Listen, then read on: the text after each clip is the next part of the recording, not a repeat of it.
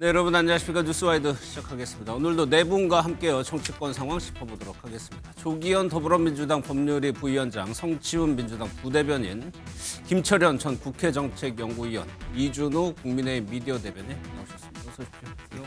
안녕하세요. 조금 전에 들어온 소식부터 좀 살펴보도록 하겠습니다. 김남국 비서관이요. 결국에는 사의를 표명했습니다. 문자로 논란이 상당히 일었었는데 오늘 오전에요. 강유정 대변인이 이제 방송에 나와서는 경고를 아주 그러니까 눈물이 쏙 빠지게 경고를 했다고 해서 여기서 마무리되는 줄 알았는데 결국에 사의 표명까지 이어졌습니다. 그 영상 한번 보도록 하겠습니다. 엘리베이터 같은 데 이렇게 서서 만나고 하면은 뭐 누나 밥 한번 먹어요. 이런 주책 맞다라고 제가 주책 이상이니까 그죠. 경고를 받았죠. 비서실장이 아마 눈물 쏙 빼게 경고한 걸로 알고 있습니다. 네. 본인한테도 이제 누나라고 잘 부른다는 건데 김남국 비서관을 평소에 뭐 성격을 잘 아시는 분들은 뭐 이해될 만한 말도 하지만 논란이 상당히 컸죠. 결국에는 형식은 김남국 비서관이 사직서를 제출하고 대통령실에 수용하는 형태였거든요. 결국에는 사의까지 갔네요. 불가피하고도 당연한 조치라고 봅니다. 뭐 검토하면 이게 그냥 단순하게 있었던 인사 관정에서의 문제 정도가 아니라 예.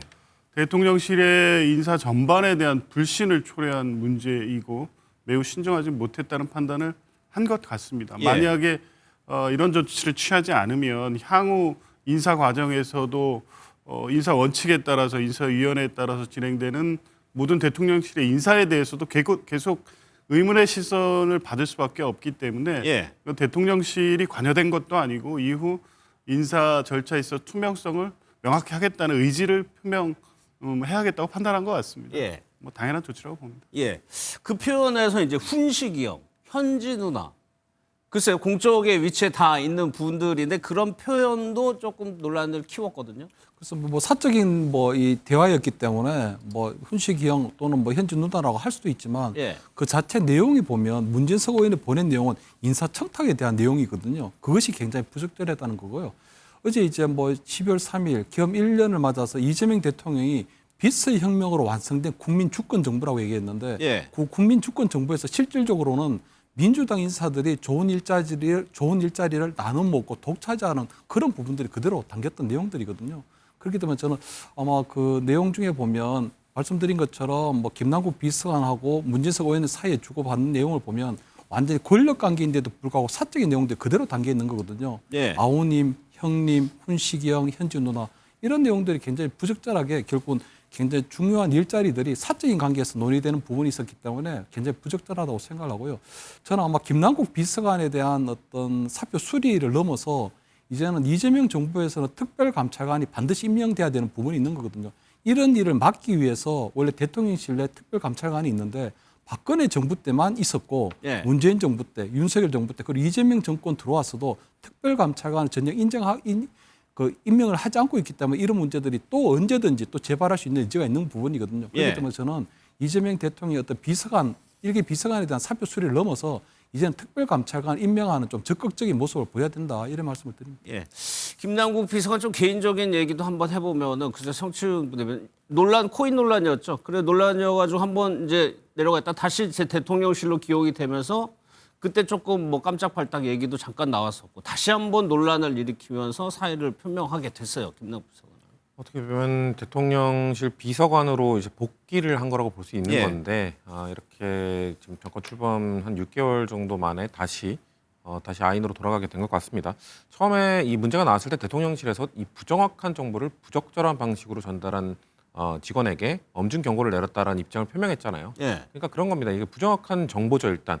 왜냐하면 혹시나 그런 평소에 친분 관계가 있었던 의원이잖아요. 그렇기 때문에 그런 연락이 오더라도 이 인사에 대해서는 대통령이 임명 권한이 없습니다라고 정달을 해주는 게 정확했음에도 불구하고 예. 본인이 아마 인사 관련 비서관실이나 이쪽에 있지 않기 때문에 그걸 인지하지 못한 상태에서 아주 부적절한 정보를 그리고 부적절한 방식으로 보내준 거죠. 그런 거에 대해서 저도 아까 그 부위원장께서 말씀하신 것처럼 대통령실에서도 지금 여론의 추이를 봤을 때 이것이 단순히 그냥 엄중 경고 조치를 한다고 해서 이거를 그 해결하기는 어려울 것이다라는 생각이 판단이 들었던 걸로 보여집니다. 예. 왜냐하면 말씀하신 것처럼 김남국 전 비서관 같은 경우에는 이전에 문제가 있었던 상황에서 어떻게 보면 좀 자숙의 기간을 갖고 있다가 복귀를 한 건데 복귀를 한 지 얼마 되지 않아서 또다시 이런 문제가 불거진 상황이기 때문에 결국 대통령실 전체적 인사에 대한 불신을 줄 수 있는 상황이고 그리고 김남국 개인에 대한 이 야당의 공격도 계속 이어질 수 있는 상황이고 예. 그리고 몇 달 동안 이어졌던 그 김현지 실장의 이 국감 출석 국회 출석에 대한 문제가 그렇죠. 겨우 수면 아래로 네. 좀 가라앉았는데 이걸 다시 또 올리게 하는 그런 이슈가 될 수도 있거든요. 그런 상황에서 이 이슈를 끌고 가는 것은 정부적으로 부적절하다는 판단 때문에 빠르게 인사 조치를 한 것으로 보여집니다. 예. 사실 국민의힘에서 김현지 실장 국감 내내 지금 얘기했었잖아요. 그렇죠. 그때 국정감사 때 김현지 실장이 만약에 출석을 했었다면 예. 아마 이런 일이 생기지 않았을 겁니다. 왜냐하면 출석했다면? 예, 왜냐하면 김현지 부속실장이 그때 이후로 조심을 했을 거예요. 야 나한테 얘기하지 마라. 나는 지금 모든 이제 야당부터 그렇고 언론도 그렇고 모두 견제를 받고 있고 나를 주목하고 있기 때문에 내 권한 이외의 것에 나는 관여하지 않는다라고 본인이 선을 그었을 거예요. 근데 그렇지 않고 지금 민주당에 의해서 보호를 받고 있다 보니까 예. 본인이 아직까지도 무소불위에 모든 일은 김현지를 통해서 이루어진다는 만사현통을 즐기고 있는 게 아닌가 싶은 그런 논란을 만들었다는 말씀드리고요. 더 큰 문제는 이번에 이제 자동차 산업협회 회장을 추천했다 그러거든요. 근데 이 자리가 연봉이 3억 정도 된다고 합니다. 판공비를 포함하면은. 그런데 그 자리에 대통령실은 임명권이 전혀 없습니다. 이게 왜 대통령실에 가서 얘기가 되고 예. 민간협회에서 회장 추천한 자리에 영향력을 행사하려고 했는지 좀 이해가 되지 않는 부분이 있습니다. 알겠습니다. 이 말은 다시 말해서 대통령실에 인사농단에 대한 이제 의혹이 있는 거기 때문에 그냥 넘어갈 수 있는 일이 아니다. 김남국 비서가 혼자 사퇴한다고 해서 꼬리 자를 것이 아니라 김현지 비서실장에 대한 조사, 국정조사라든가 또는 국회 출석을 통해 가지고 인사농단에 대한 실체까지도 파헤쳐야 된다 생각합니다. 알겠습니다. 김남국 비서관의 이제 사의 표명으로 이 논란이 수그러들지 아니면 더 이어질지 한번 지켜보도록 하고 다음 내용으로 넘어갈 텐데요. 어제 개업 1년이 되는 날이었습니다. 이제 많은 사람들의 관심이 그 1년에 모아져 있었지만 또 하나 중요한 일이 있었죠. 김건희 여사에 대해서 첫 구형이 나왔습니다. 15년형이 나왔는데 어제 법원에 출석했던 김 여사 모습부터 보겠습니다.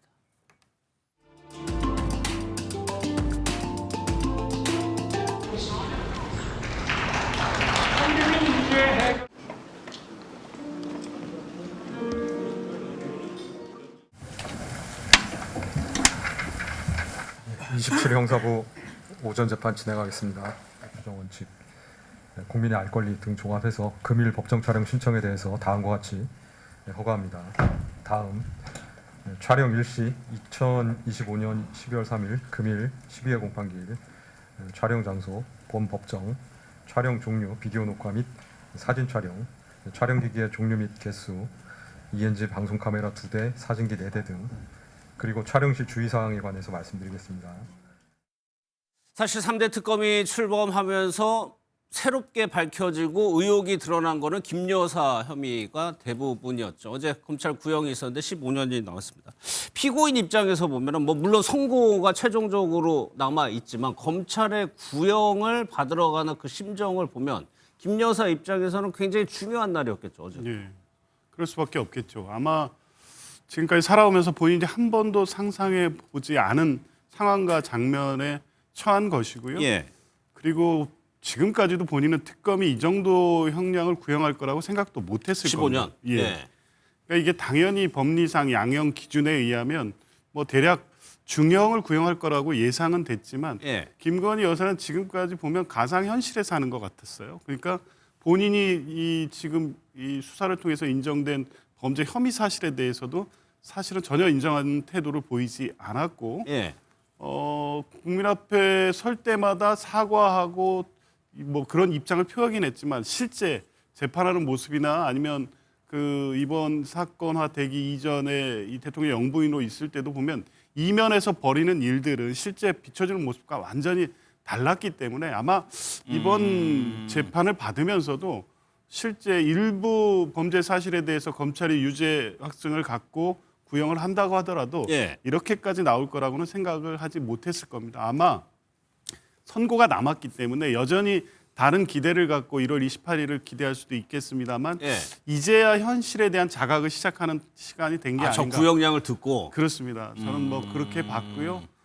일단 어제 나올 때 모습도 보면 예. 그 전과는 좀 다른 상당히 좀 당황한 모습, 초조한 모습도 일부 보이더라고요. 예. 이제야 좀 현실로 돌아온 게 아닌가 싶었어요. 당황했다라고 볼 수 있는 부분이 김 여사가 이제 마스크를 쓰고 왔죠. 근데 그 마스크를 자세하게 보면은 이게 거꾸로 착용을 했다는 거, 위아래가 바뀌어가지고 착용을 했다는 건데 그런 것들이 혹시 김 여사가 좀 긴장한 것 아니냐 이런 해석을 낳게 되는데 들어올 때도 보면은 옆에 교도관인가요? 거의 부축을 기대가지고 들어오는 모습인데.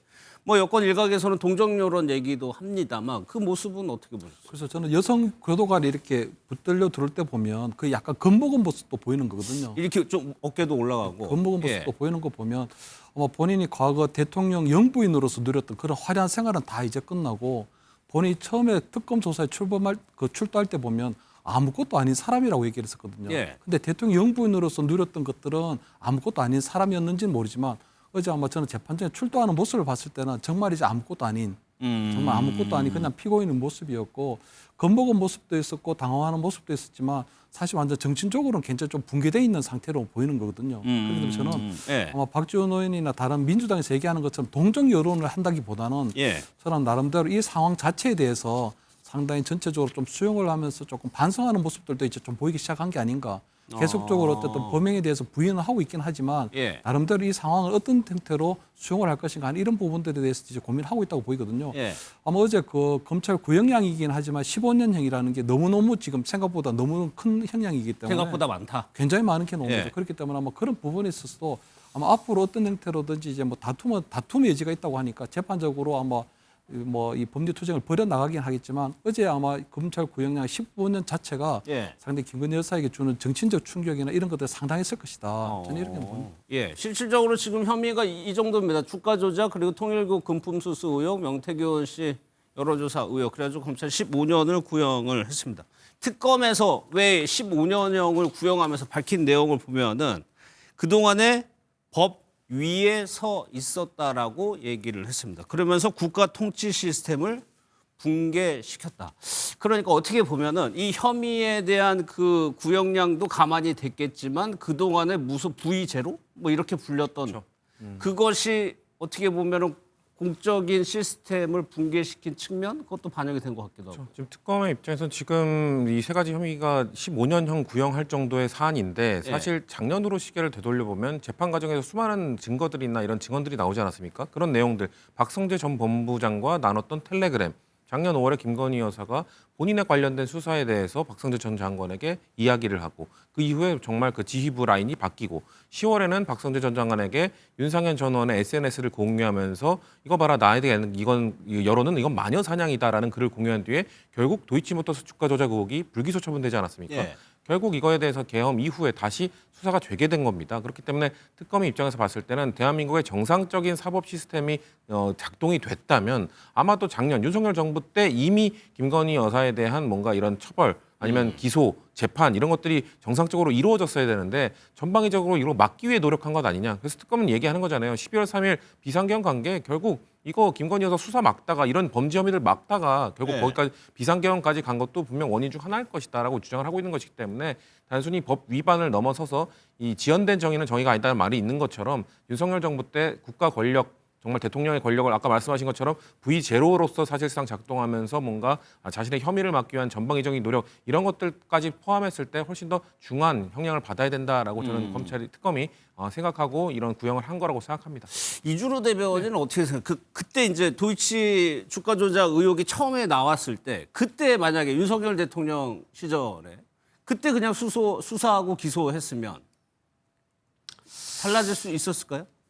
근데 이거를 맨 처음에 어떻게 시작됐는가 좀 봐야 돼요. 맨 네. 처음에 이게 얘기 나온 거는 추미애 법무부 장관이 윤석열 당시 검찰총장을 직무 배제하면서 이 얘기를 처음 꺼냅니다. 김건희 여사 처음 아니죠. 본격적으로 꺼냈는데 네. 김건희 여사 도이치모터스 주가 조작 의혹을 언급하면서 이게 시작이 됩니다. 그러면서 이성윤 당시 서울중앙지검장에게 이걸 맡겨요. 네. 그래서 1년 6개월 동안 수사하는데 그때가 문재인 정부 때예요. 그러니까 추미애 법무부 장관이 윤석열 그 당시 검찰총장을 견제하기 위한 목적으로 김건희 도이치모터 사건을 꺼냈고 그거를 문재인 정부 때 1년 6개월 동안 수사했지만 기소를 못했단 말이에요. 전전 정권에서. 그렇죠. 전전 예. 정권에서 기소를 못했단 말이에요. 그게 무슨 의미냐면은 어쨌든 윤석열 당시 검찰총장의 견제에 위한 카드이기 때문에 이거를 기소를 아예 하지 않고 계속 끌고 가는 거죠. 끌고 와서 다음 정부에 넘겨서, 즉 윤석열 정부에 넘겨가지고 예. 윤석열 정부가 이걸 무혐의 처분하면은 이거는 이제 잘못된 수사다라면서 비판하는 거고, 거기서 만약 기소하게 되면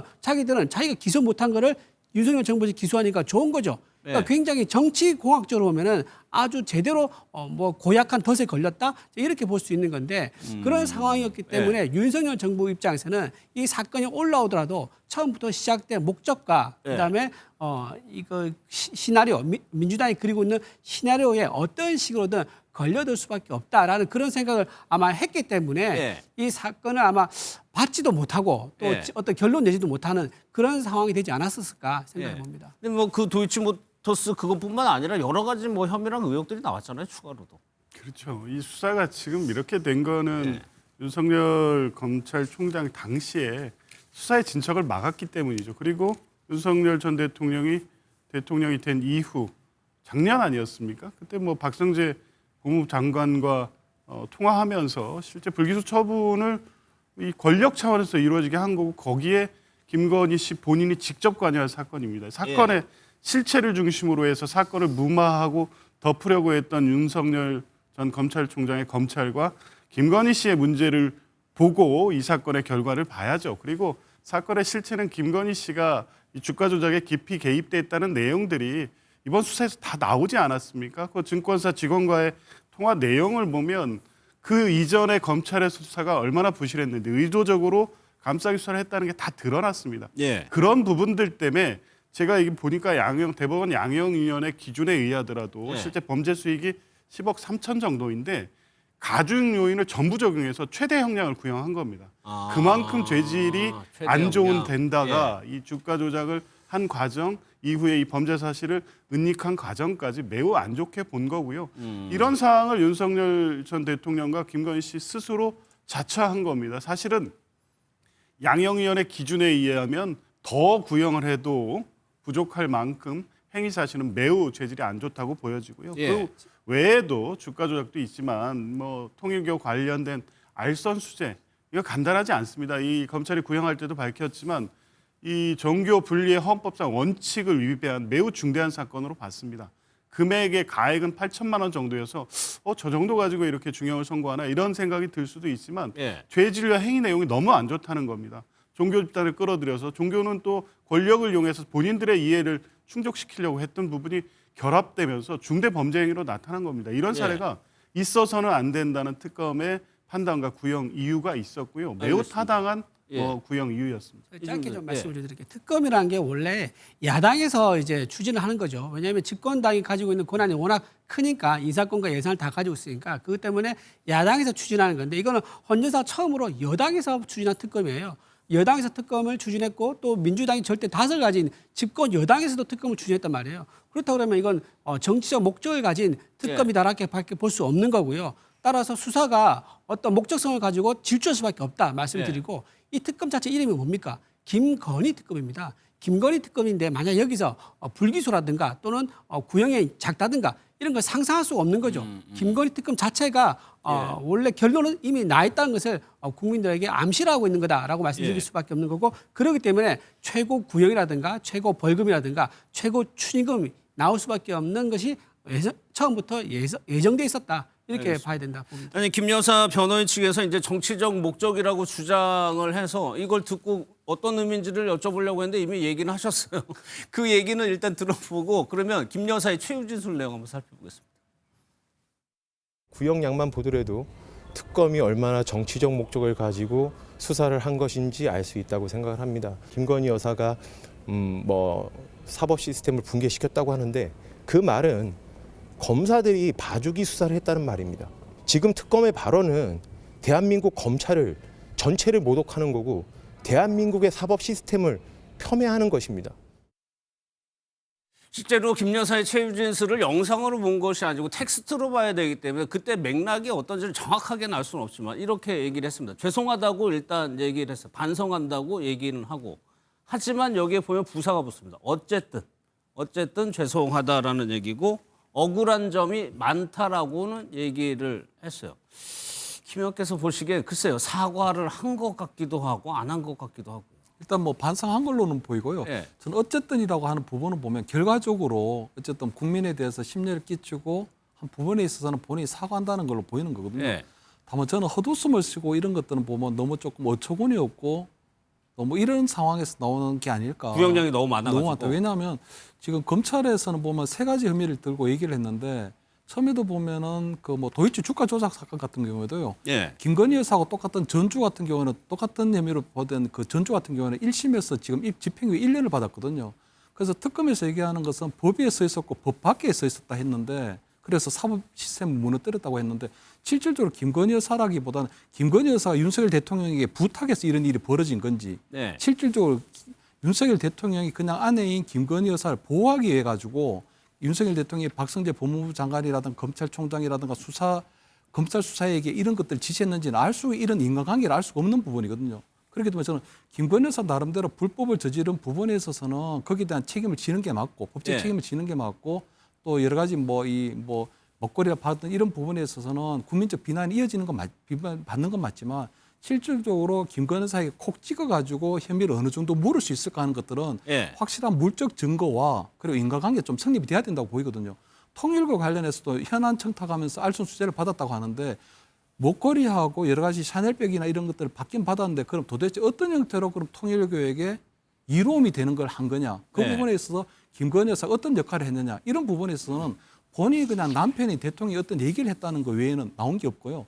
그다음 명태균 씨 관련한 공천 개입 관련해서도 보면 명태균 씨에게 대통령 선거 때 보면 무상으로 여론조사를 의뢰를 했고 여론조사 결과를 받았는데 그 대가로 김영선에 대한 어떤 공천을 주는 과정에서도 보면 본인이 아마 대통령이 남편에게 아마 지난 대선 때 김영선 전 의원이 진짜 고생을 많이 했는데 예. 이번에 공천 받을 수 있도록 좀 도와주시는 게 어때요? 이렇게 남편에게 단순 의견 개진을 하고 그 윤석열 전 대통령이 윤상현 당시 공천관리위원장에게 그런 얘기를 했다면 실질적인 모든 전개되는 상황은 남편인 대통령이었던 윤석열 전 대통령부터 모든 게 시작되는 부분이 있는 거거든요. 예. 그렇다면 김건희 여사에게 정확하게 물을 수 있는 법적 책임의 범위가 어디까지냐 이렇게 본다면 최고 구형의 15년에는 너무 많다는 거죠. 이런 것들은 아마 최근에 검찰에서 계속적으로 항소 포기를 하고 있는 상황이기 때문에 예. 특검에서 적당한 구형을 해서 거기에 따라서 만약에 재판부에서 형량이 나오게 되면 항소 포기를 할 수도밖에 없는 상황이기 때문에 항소 포기를 애당초 하지 않기 위한 그런 여러 가지 전략들도 이번에 담겨져 있었지 않았을까 이렇게는 보입니다. 예.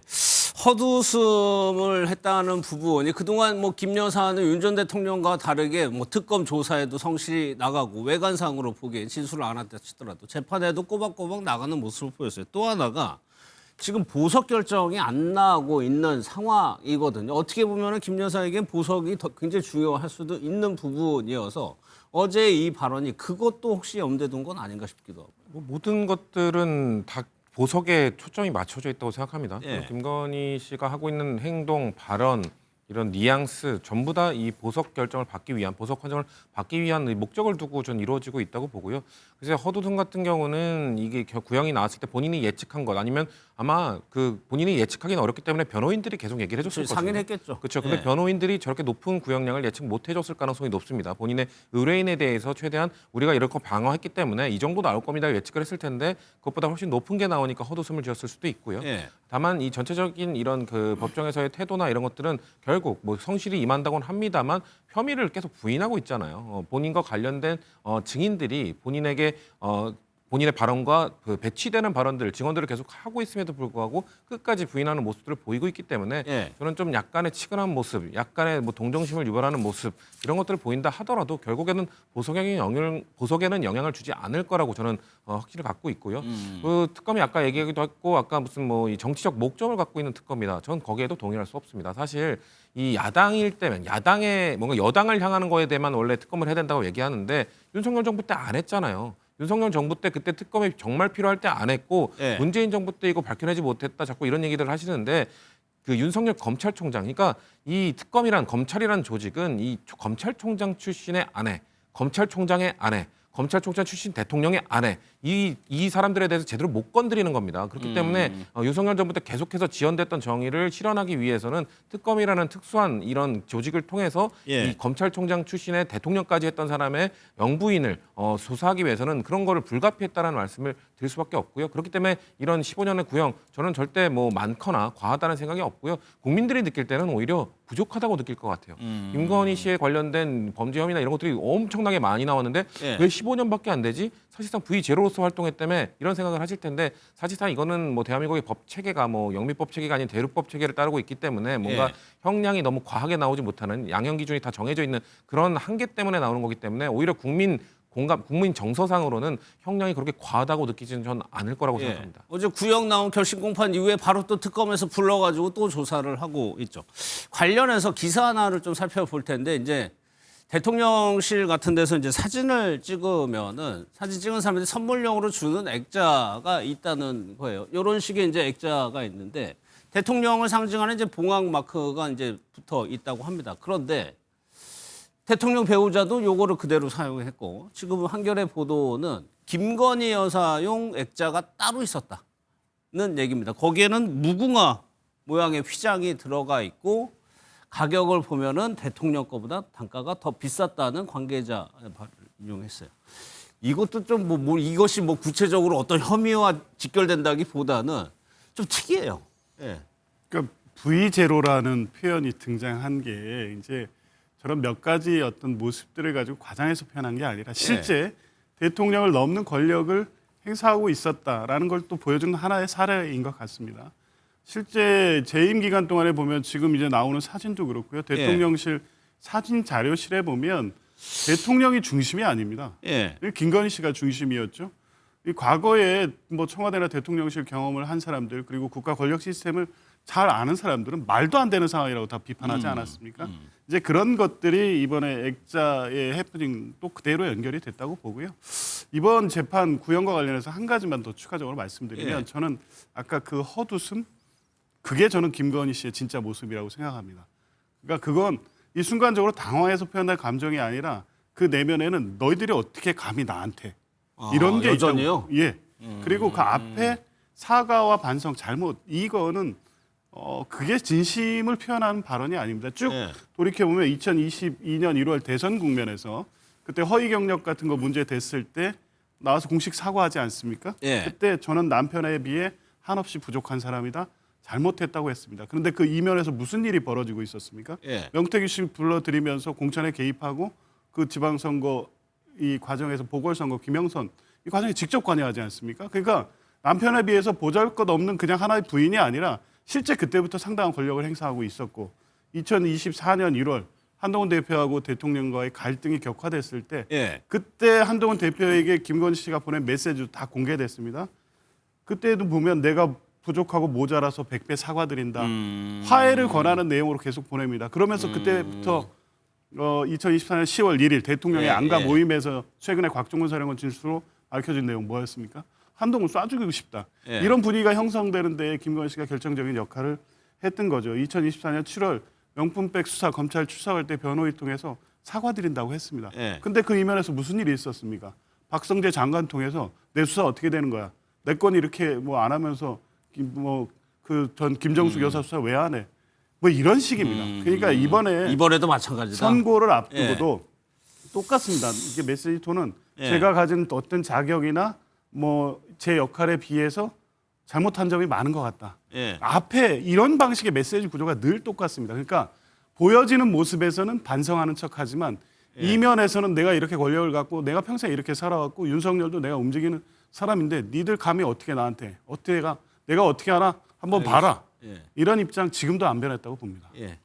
액자 얘기해야 되는데 저는 궁금한 게 이게 별도로 영부인용의 액자를 제작하는 그 과정이 좀 궁금한데 이것이 대통령실에서 그동안에 김 여사가 해온 게 있어서 알아서 이거를 만든 건지 아니면 지시에 따라서 내 것도 따로 하나 만들어줘 라고 한 건지.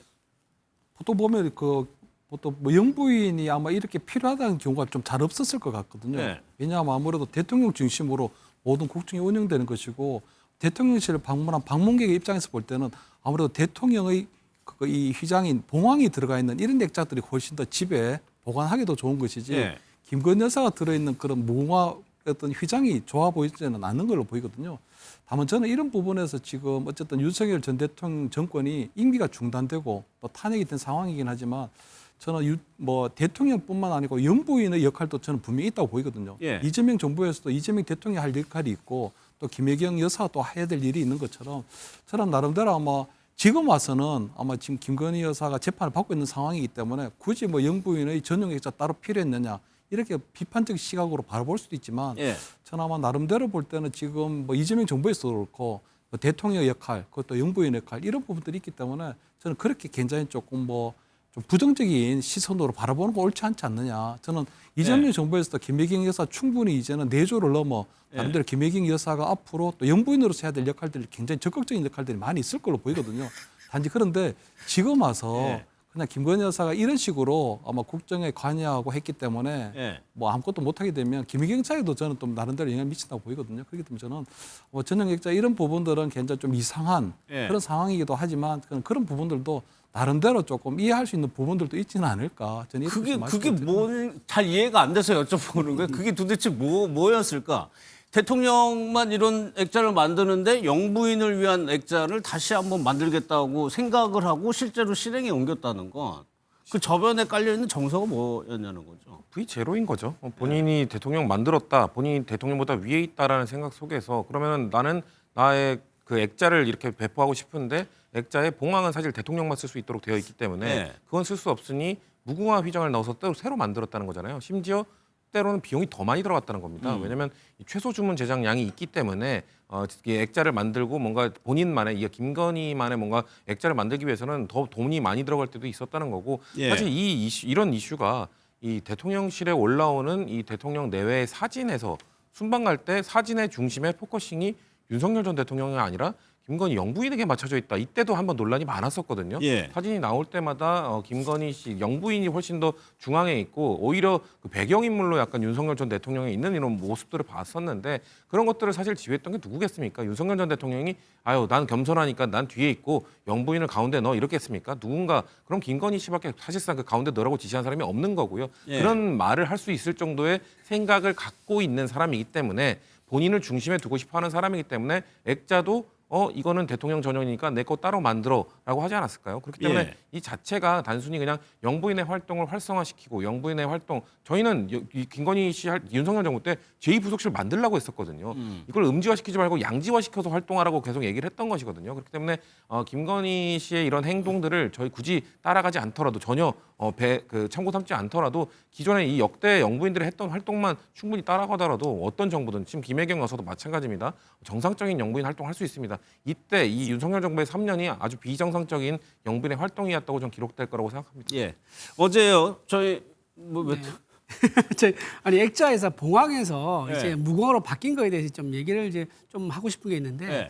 역대 영부인들은 사실 그 남편의 내조를 하시던 분들이 영부인이 됐었어요. 예. 근데 이제 본인이 사업을 하다가 창업을 해서도 사업을 했지 않습니까? 그렇게 따로 자기 직업이나 자기 사업을 가지고 있다가 영부인이 됐기 때문에 좀 주체적인 판단을 할 수 있는 거죠. 그래서 예. 자기가 보기에는 왜 영부인이 대통령의 권위와 똑같은 액자를 쓰지? 라는 생각이 들어서 좀 차별화해서 그보다 한 단계 낮은 무궁화로 가는 게 어떻겠냐. 그렇게 본인이 주체적으로 생각할 수가 있다라는 변명을 좀 하나 말씀드리고요. 예. 또 하나 비용 부분을 얘기하는데 그 당연하죠. 왜냐하면 봉황 같은 경우는 아주 오래전에 디자인이 나온 거죠. 예. 틀도 있는 거고요. 그리고 만 개씩 만약 주문한다 칩시다. 그럼 당연히 따로 디자인 값도 들지 않고 대량 생산하기 때문에 단가가 떨어질 수밖에 없는 겁니다. 예. 근데 김건희 여사 같은 경우는 새로 디자인하다 보니까 틀을 만들어야 되지 않습니까? 알겠습니다. 초기병 들 수밖에 없고 소량으로 하면 100개 단위로 만든 거하고 10,000개 단위로 만든 거하고 단가가 같을 수가 없지 않습니까? 알겠습니다. 그런 면에서 단가가 차이 날 수 있다 말씀드립니다. 이준호 대변인께 뒤에 여쭤볼 게 많아요. 일단은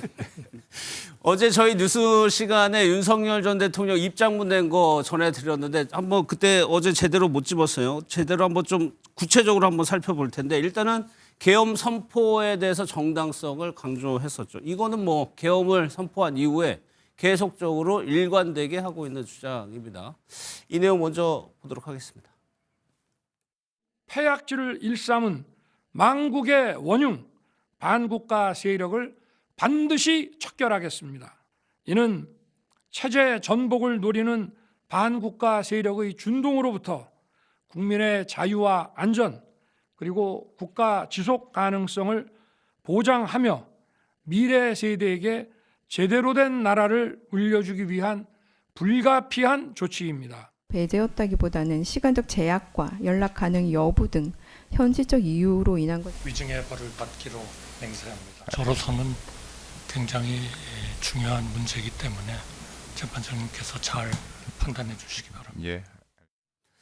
사실 이 내용은 저희가 어제 드렸죠. 핵심적인 내용은 이겁니다. 헌법소의 책무를 이행하기 위해서 결연하게 결심을 했다는 얘기인데 뭐 여기에 대해서 여권에서는 당연히 강하게 비판을 하고 있습니다. 술 얘기까지 나오고 있는데 그 얘기까지 한번 이어보겠습니다. 감옥에서 술을 못 먹을 텐데 아직도 술이 안 깬 사람 같아. 따로 몰래 술을 좀 대주나. 안 그래요? 그게 지금 할 소리예요. 그거. 망상 속에 사는 사람이니까 언급할 가치도 없죠. 뭘. 내란 우두머리 윤석열이 어제 교도소에서 입장문을 냈습니다. 부정선거론을 다시 거론했습니다. 술이 덜 깬 것입니까? 아니면 거짓말을 되풀이한 뒤 그 거짓말을 사실로 믿는 리플리 증후군입니까? 과연 내란범다운 주장입니다. 어제 입장문에서요 주목할 만한 부분이 레드카드라는 부분입니다. 이 단어를 한번 기억해 두시고요. 하나가 되어서 전진해 달라고 얘기를 했습니다. 나를 밟고 일어서 달라고 여기 얘기를 했는데 이거는 김 의원님 뭡니까? 이게 지지자들에게 하는 얘기잖아요. 그렇습니다. 그러니까 네. 지금 1년 전에 12월 3일 날 비상계엄 했을 때처럼 지금 똑같은 이제 마음을 갖고 있다는 거거든요. 예. 그래서 저는 보면 윤석열 전 대통령이 내란 재판과 관련된 어떤 법리적 투쟁들, 재판정에서 벌어지는 부분들은 그대로 가두어 나가되 예. 아마 좀 심한 얘기로 하면 2판, 4판 이제 구국적 결단 외에는 없다는 거거든요. 어쨌든 비상계엄 선포를 할 때 민주당의 계속적인 입법 폭거 그리고 줄탄핵 이런 것들로 해서 헌정 질서가 흔들렸고 그렇기 때문에 나는 비상계엄을 선포할 수밖에 없었고 1년이 지난 지금 예. 내란 재판으로 내란 혐의로 재판을 받고 있겠지만 하지만 그 외에는 뭐 그거는 생각 분명하다는 이런 얘기를 하는 것 같고요. 저는 아마 윤석열 전 대통령이 이런 어떤 확증을 갖게 된 부분에 보면 저는 국민의힘의 장동혁 대표라든가 여기에 대한 믿음이 좀 있다고 보이거든요. 본인이 어쨌든 비상계엄 선포한 예. 것에 대해서 아마 국민의힘이 다른 태도를 또는 사과를 한다거나 하는 태도를 보였으면 아마 윤석열 전 대통령도 더 이상 이제 여론 재판으로 끌어갈 수는 없겠구나. 예. 내가 구국적 결단이라고 하는 이 주장을 계속적으로 하는 것이 오히려 법정에서 불리해 줄 수도 있겠구나 싶었을 텐데 예. 국민의힘의 장동혁 대표가 12월 3일 어제 1년이 되는데도 불구하고 사과 메시지를 내지 않았기 때문에 예. 저는 아마 윤석열 전 대통령이 그렇다면 이 국민의힘을 믿고 그리고 장동혁 대표를 믿고 그리고 사과에 동참하자는 국회의원 80여 명을 믿고 내가 계속적으로 정치 투쟁으로 가도 되겠구나. 이걸 여론 재판으로 끌어가도 되겠구나. 그렇다면 예. 내가 이 비상계엄을 선포할 당시의 그 결심은 내가 구국적 결단이었다. 예. 민주당의 어떤 폭거에 맞서서 내가 헌정 질서를 지키기 위한 선택이었다는 것들을 계속 강변해 나간다면 예. 나름대로 저는 어떤 재판정에서의 어떤 뭐 이 법리적 투쟁에서 법리적 투쟁에 있어서도 별로 불리할 것 같지도 않고 만약에 어떤 결론이 난다고 하더라도 그 부분에 있어서는 이거는 정치 재판이었다는 식의 여론이 가능하기 때문에 저는 아마 앞으로도 계속적으로 이러한 자세를 견제 나가지 않을까. 결국은 국민의힘이 저는 윤석열 전 대통령의 어떤 비상계엄 선포 당시에 예. 어떤 결심을 계속적으로 주장해 나가는 부분에 있어서는 국민이 상당한 어떤 그런 역할을 하고 있다. 이렇게는 보입니다. 그러니까 장동혁 대표가 어느 정도 호응을 해줬기 때문에 이런 메시지를 낼 수 있다는 얘기죠. 저희가 레드 카드 보시라고 했었죠. 이 단어가 장동혁 대표가 자주 언급하는 단어 중에 하나입니다. 그 영상 보고 이어가겠습니다. 그저 항소 포기가 아니라 대한민국을 포기한 것입니다. 이제 이재명을 향해서 국민들께서 레드카드를 들 때가 되었습니다. 이제 한 목소리로 이재명 아웃을 외쳐 주십시오. 이재명 정권을 향해 국민의 레드카드를 들어주십시오. 이재명 방탄산성을 국민들이 무너뜨릴 것입니다. 이제 우리 국민들이 레드카드를 들어야 합니다. 저 단어는 물론 두 사람이 공교롭게 같은 단어를 쓴 걸 수도 있어요. 그럼 이주로 되면 지금 김 의원께서 얘기하신 장 대표하고 윤 전 대통령하고 일종의 교감 같은 게 지금 이루어지고 있는 겁니까? 저는 교감이 이루어졌다 보지는 않습니다. 예. 예전에 이제 면회를 했을 때 그때가 상당한 시간이 흘렀었거든요. 예. 그때 레드카드라는 얘기를 하면서 우리 나중에 쓰자라고 얘기했을 것 같지는 않고요. 제가 보기엔 그 이제 옥에 계실 때 TV를 볼 수 있습니다. TV를 예. 보면서 뉴스를 보면은 장동혁 대표가 쓰는 저 단어에 아마 윤석열 전 대통령께서 저 단어가 좀 마음에 들어서 나도 저 단어를 써야겠다라고 해서 장동혁 대표가 쓰는 걸 보고 윤 전 대통령이 좀 채용해서 쓰지 않았을까 네. 이렇게 생각하는 거지 서로 이제 교감해서 서로 같이 이 단어를 쓰자라고 하기에는 조금 타이밍이라든가 네. 뭐 이런 면에서 또 면회했던 시기라든가 이런 걸 고려해서 좀 맞지 않아 보인다 말씀드립니다. 아니 어제 장 대표가 SNS에 의회 폭거에 맞서기 위한 계엄이었다고 네. 표현을 했어요. 그건 네네. 윤 전 대통령의 논리하고 비슷한 거잖아요. 네, 그거는 이제 일관되게 쭉 얘기하고 있는 거죠. 그때 예. 이제 비상계엄 선포할 때도 의회 폭거에 맞서기 위해서 정부 기능 정상화를 위해서 어쩔 수 없는 결단이다라고 취지로 말씀하셨었고 예. 장동혁 대표도 전당대회에 나왔을 때 우리가 의회 폭거 맞서 싸우자 선명한 야당을 내가 만들겠다라고 하면서 나왔단 말이에요. 그거는 이제 장동혁 대표가 전당대회 때 당원들의 선택을 받은 주제이기 때문에 그거를 지금 와서 바꿀 수 없는 거죠. 그 단어는 지금 윤석열 전 대통령이 얘기한 것과 장동혁 대표가 전당대 때 얘기한 것이 일치할 뿐인 거지 지금 서로 교감을 해가지고 우리 서로 같은 메시지를 내자 했다고 보기에는 조금 타이밍에서 맞지 않다 생각합니다. 아니 왜 그러냐면 송원석 원내대표 나와가지고 사과 기자회견 했잖아요. 네. 근데 장동혁 대표 어제 취임 100일이어가지고 뭔가 해야 될 상황이었는데 SNS에 핵심적으로 내은 내용이 그거였단 말이에요. 그러면 그 과정이 어떻게 되는지가 좀 궁금하거든요. 송원석 원내대표의 그 사과문은 어떻게 된 거고? 그게 제가 보건데 약간 네. 투트랙 전략으로 가지 않았나 싶습니다. 무슨 투트랙 전략 무슨 네. 말이냐면 당에서 사과를 해야 된다는 이제 요구가 있지 않습니까? 네. 이제 다수는 되지 않죠. 25명 정도 되는데 그 요구도 어딘가에 소화를 해줘야 되고 또 당원들이 원하는 목소리도 또 내야 되고 그러니까 네. 이걸 두 개 다 한 사람이 할 수는 없는 거예요. 그래서 원내대표가 사과를 요구하는 목소리를 소화시켜주는 메시지를 내고 네. 당대표는 당원들 다수가 원하는 목소리 또 자기가 그것 때문에 당선됐기 때문에 그 당원들의 목소리를 대변하는 목소리 이런 식으로 해서 투트랙 전략으로 메시지를 내지 않았는가 생각이 듭니다. 그게 좀 결과적으로 좀 효과가 있었다고 보세요? 글쎄요 지금 뭐 딱히 효과가 뭐 있다 없다 판단하기는 지금으로서는 아직 하루밖에 되지 않아서요. 예. 그거는 이제 뒤에 당내 상황 얘기하면서 어떤 결과가 난지 보는데 지금 보면 그 부분은 어떻게 보세요? 예.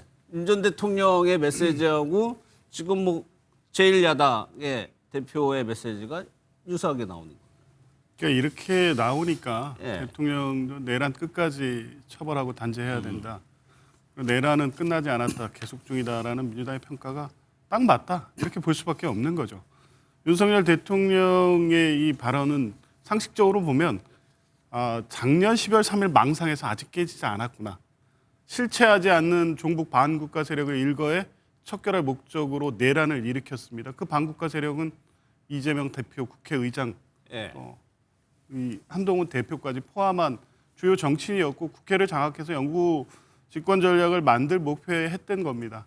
그 망상 하루 만에 사실 깨진 거거든요. 그런데 지금까지 저 목소리를 내고 있습니다. 아까 유인태 전 사무총장 말씀대로 언급할 가치도 없는 발언입니다. 예. 거기에 의미를 부여하는 것 자체가 매우 소모적이고 불필요한 거죠. 그런데 왜 이런 얘기를 지금 해야 되냐? 장동혁 대표가 있기 때문입니다. 예. 똑같은 똑같은 메시지를 계속 내고 있습니다. 최근의 메시지는 의회 폭거 때문에 계엄할 수밖에 없었다 하고 연결되는 메시지는 뭐가 하면 계엄을 실패해서 죄송하다. 사과의 내용이 그겁니다. 국민께 죄송하다는 말씀, 뭐 불편, 고통을 줘서 죄송하다는 말씀을 하는데 그 앞뒤의 맥락을 연결시켜서 보면 계엄은 성공했어야 된다는 겁니다. 그 얘기를 지금 윤석열 대통령과 똑같이 하고 있는 겁니다. 이게 두 사람이 말을 맞춰서 뭐 이렇게 레드카드라는 똑같은 단어를 쓴다 이게 아니라 저는 겨냥하는 목적이 분명하다고 봅니다. 이재명 아웃, 윤 어게인을 외치는 정치적 구호에서 일치하고 있고요. 실제 밖에 있는 극우 세력을 조직화하면 충분히 그게 가능하다고 믿고 있는 겁니다. 두 분 다 망상에 빠져 있는 것이죠. 그러니까 장동혁 대표가 저런 식으로 윤석열 전 대통령의 응답을 하기 때문에 윤석열 전 대통령의 망상은 끝나지 않는 겁니다. 앞으로도 계속될 거고요. 소수로 보일 수밖에 없지만 여전히 극우 세력은 윤 어게인을 외치면서 매주 집회도 하고 있지 않습니까?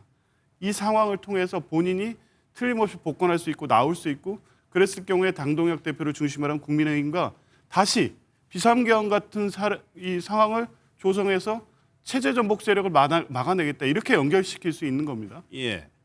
이게 그냥 그런 망상에 빠진 생각을 넘어서서 실체하는 힘과 결합될 위험성도 여전히 남아있기 때문에 이런 모든 책임은 지금 장동혁 대표의 저런 입장, 예. 사과하지 않고 계엄의 책임이 민주당에 있다고 전가시키는 저 입장에 바뀌지 않는 한 윤석열 대통령의 저런 입장도 변하지 않을 것이고요.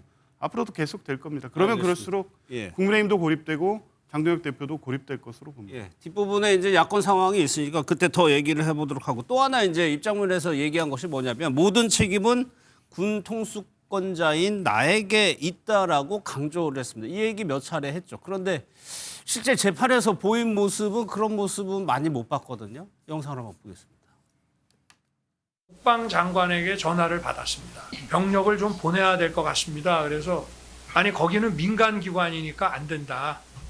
그리고 군을 조금 투입하라고 했는데 뭐 이렇게 군을 자꾸 여기저기 보내려 하냐 하지 마라 라고 제가 잘랐거든요. 펄쩍 뛰었죠. 이 민간 기관에 절대 보내지 마라. 여인영이가 저 대통령 지시받아 이런 거를 증인한테 부탁한다는 건 이게 좀 이재명 야당 대표, 우원식 국회의장, 한동훈 여당 대표를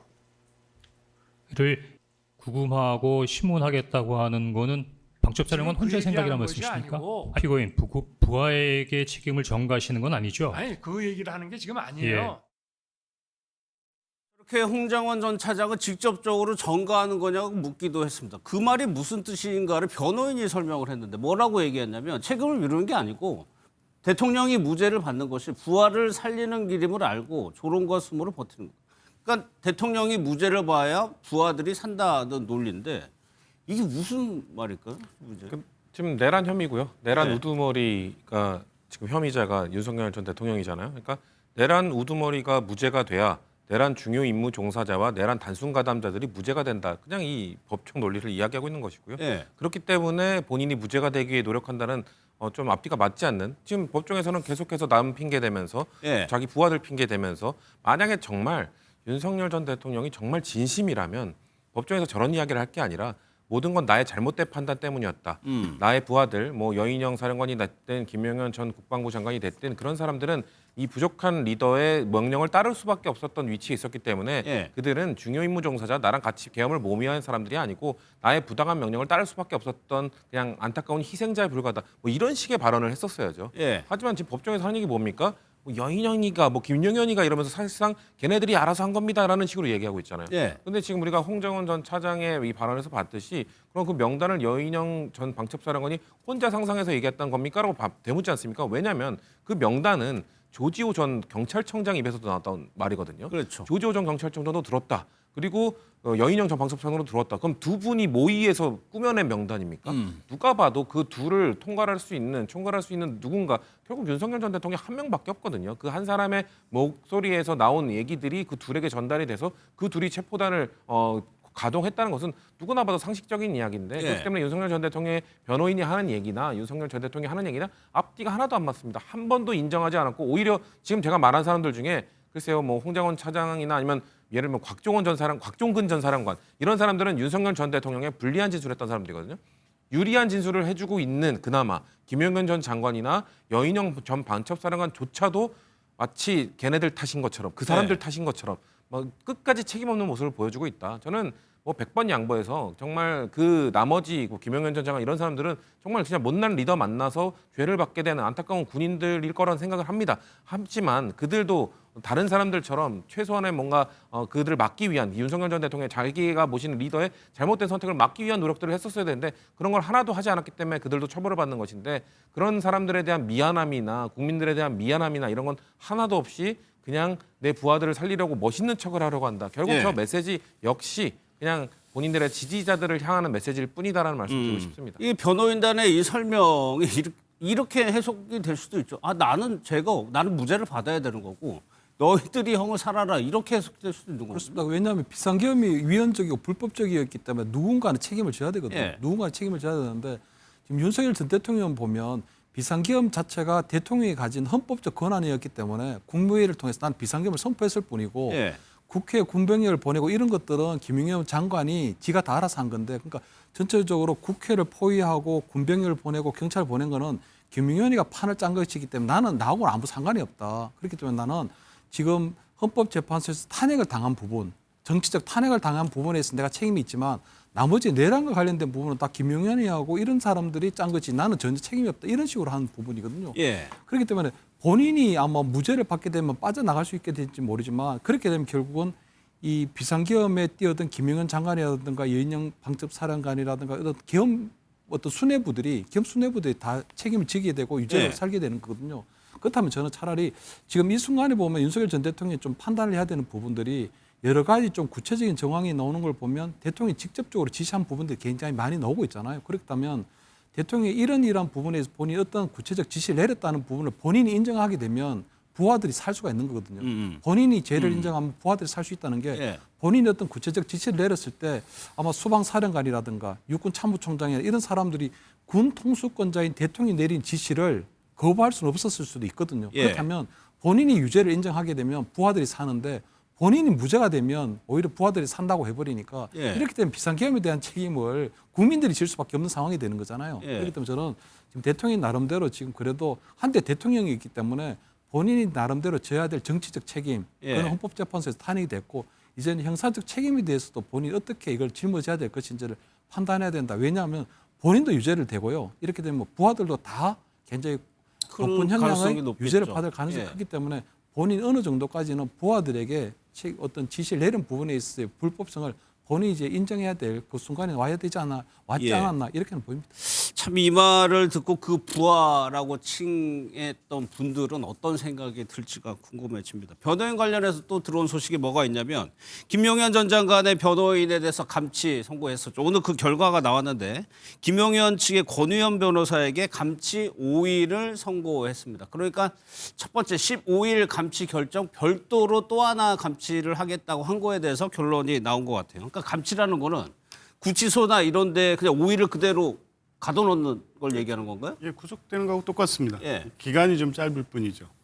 그러니까 이게 법정 소란죄에 대해서 질서 유지 목적으로 특별히 부여한 이 제도인데요. 예. 통상 변호인이 감치된 사례를 전 본 적이 없습니다.